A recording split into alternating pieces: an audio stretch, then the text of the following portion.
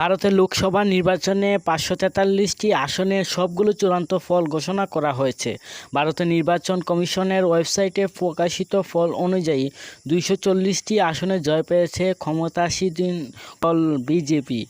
৯৯টি আসনে জয় পেয়েছে প্রধান বিরোধী দল কংগ্রেস। অন্য দলগুলোর মধ্যে সমাজবাদী পার্টি ৩৭টি, তৃণমূল কংগ্রেস ২৯টি, ডিএমকে ২২টি, তেলুগু দেশম পার্টি ১৬টি, জনতা দল 12টি,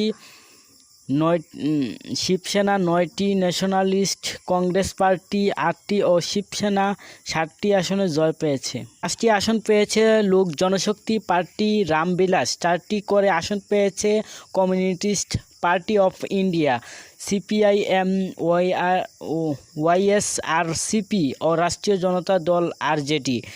আম আদমি পার্টি, ঝাড়খণ্ড মুক্তি মোর্চা, জেএমএম ও ইন্ডিয়ান ইউনিয়ন মুসলিম লীগ 3টি করে আসন পেয়েছে।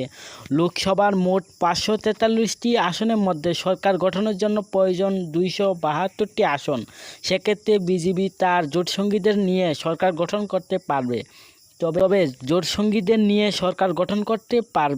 জোটসঙ্গীদের মধ্যে বেশি আসন পাওয়া দলগুলো বিরোধী শিবিরে গেলে চিত্র ভিন্ন হতে পারে।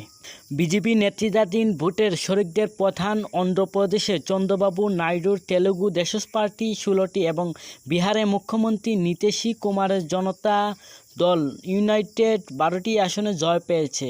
এই দুই দল ছাড়াও আরও একাধিক এনডিএ শরিকের উপর নির্ভর করতে হবে বিজেপিকে। এদের মধ্যে রয়েছে মহারাষ্ট্রের শিবসেনার শিন্দে গোষ্ঠী, বিহারের লোক জনশক্তি পার্টি এবং উত্তরপ্রদেশের রাষ্ট্রীয় লোক দল।